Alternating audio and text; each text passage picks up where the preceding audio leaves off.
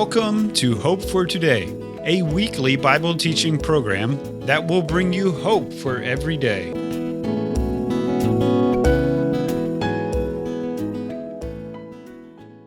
Here at Heralds of Hope, we do lots of work on computers. This means we have different programs to track our information. Some programs are just for email. Others are used to track our donations and expenses. There are quite a few different systems to understand and maintain. Earlier this year, we started bringing our various systems together into one system. One of our employees is designing the program to meet our specific needs here at Heralds of Hope.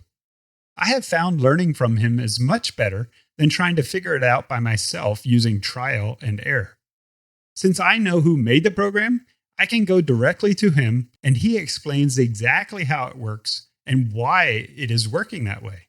After he answers my questions, I would be foolish to think he doesn't know what he's talking about and try to fix it my way. Absolutely not.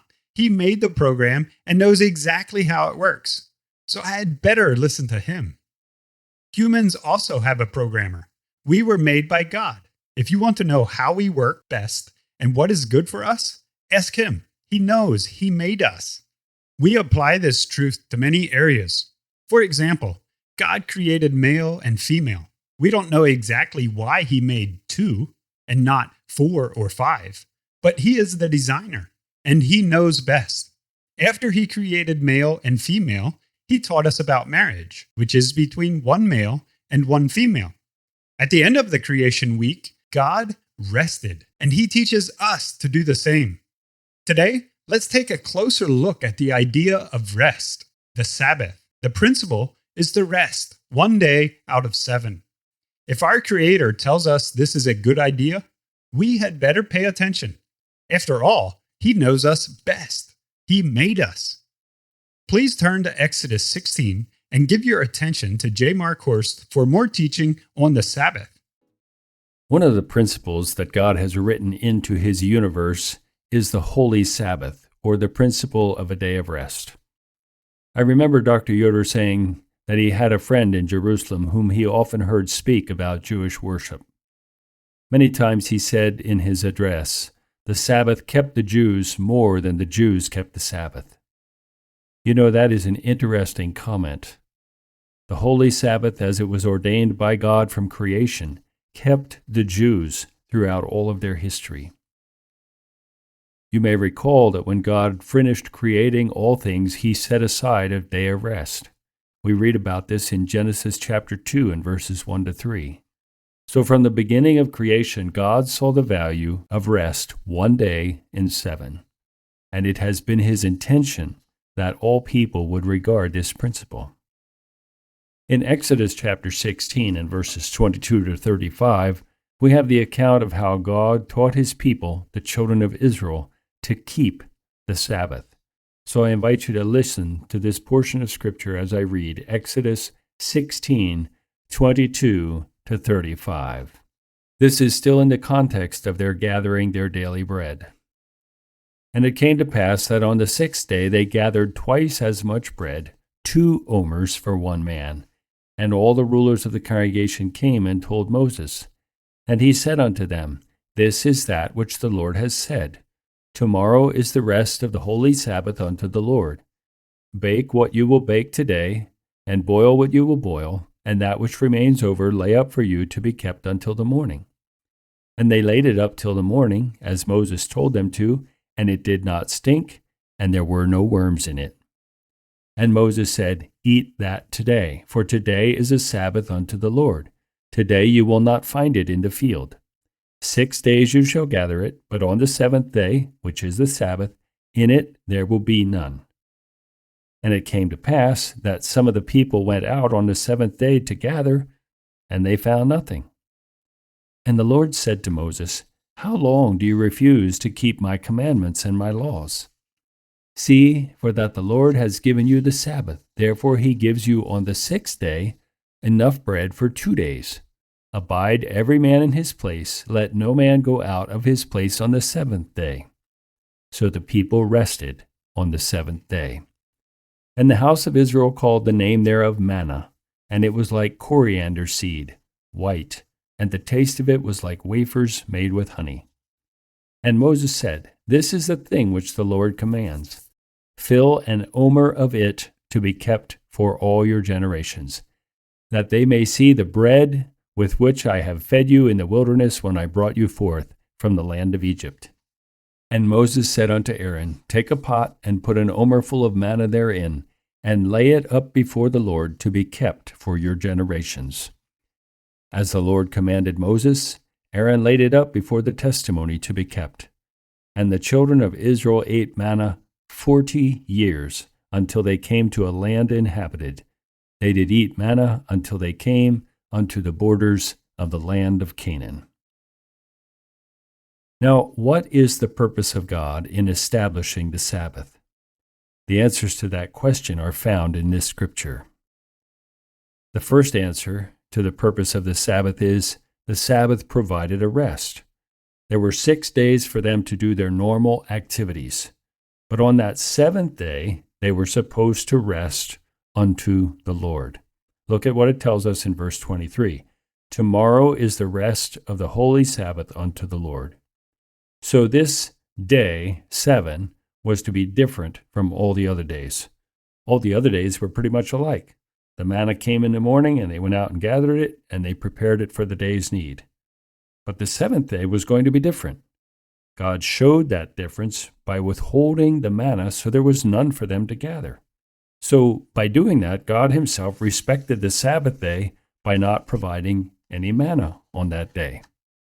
Religious Jews who observe the Sabbath even now look back to the Sabbath during the first 3 days of the week.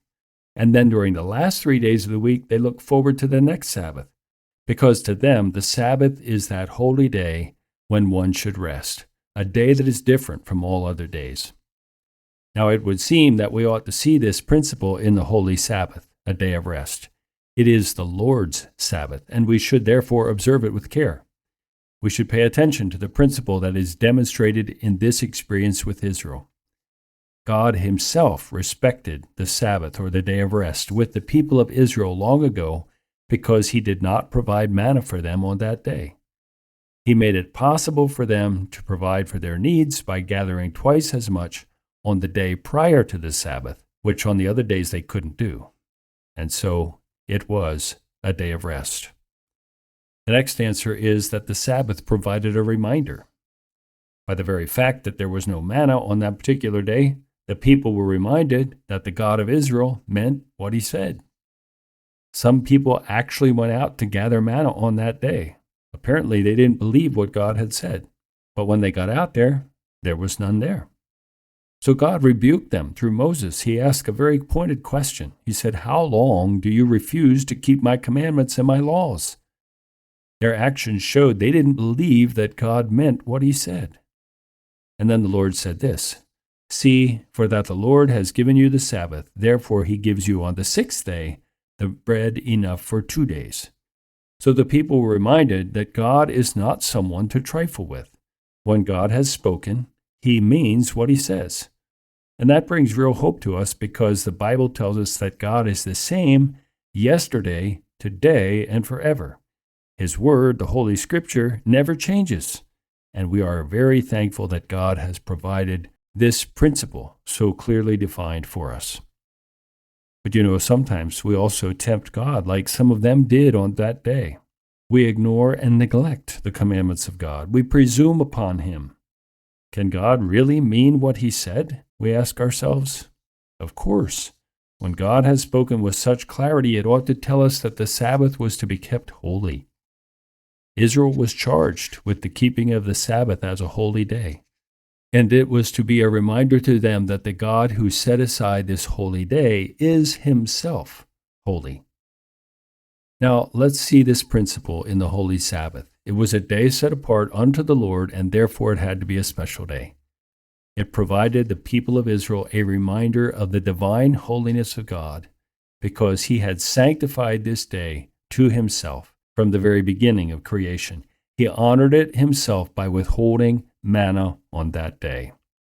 Let's see this principle in the Holy Sabbath, that it was and is a day set apart unto the Lord, the Holy Sabbath for the Holy Lord.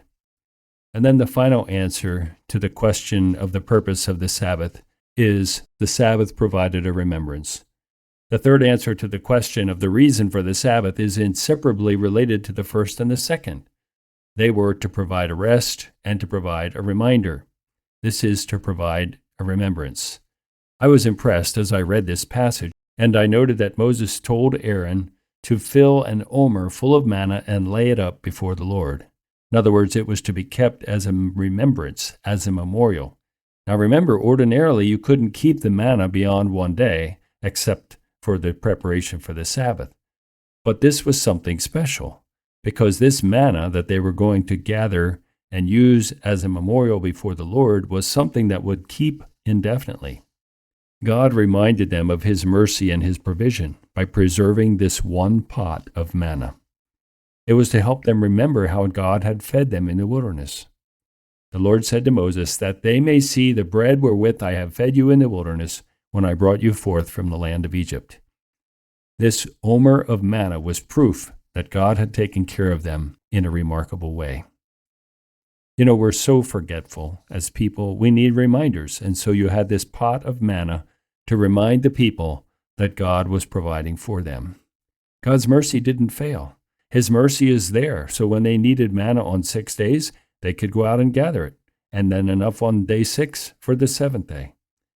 The omer of manna that was placed in the ark of the testimony assured the children of Israel that God's mercy never fails. The Sabbath also helped them to remember the care and mercy of God.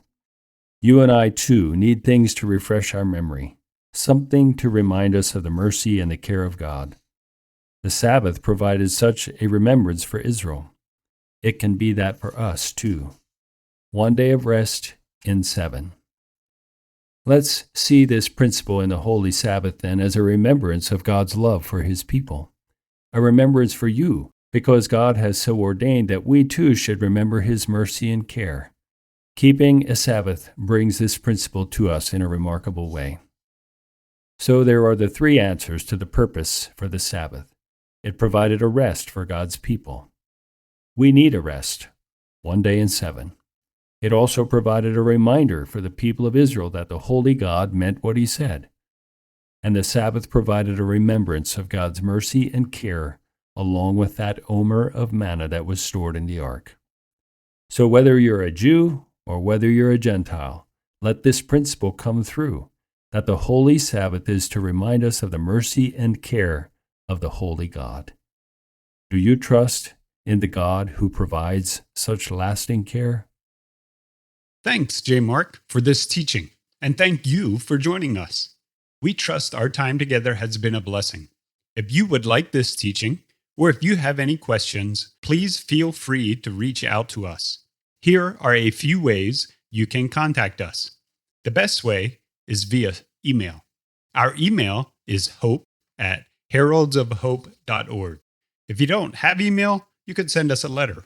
Our address is Hope for Today, Box 3, Breezewood, Pennsylvania, 15533. Or you can connect with us on our website. Our website is heraldsofhope.org. On our website, you will find more teaching like this and other helpful resources. Please look around while you're there. If you go to the Connect tab, you can message us directly.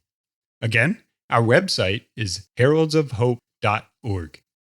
Thank you so much for being with us. We look forward to next week and hope you will join us then as we continue our study in Exodus. I will part with an encouraging thought from Joel, chapter 2. Then you shall know that I am in the midst of Israel. I am the Lord your God, and there is no other. Blessings as you serve our great King.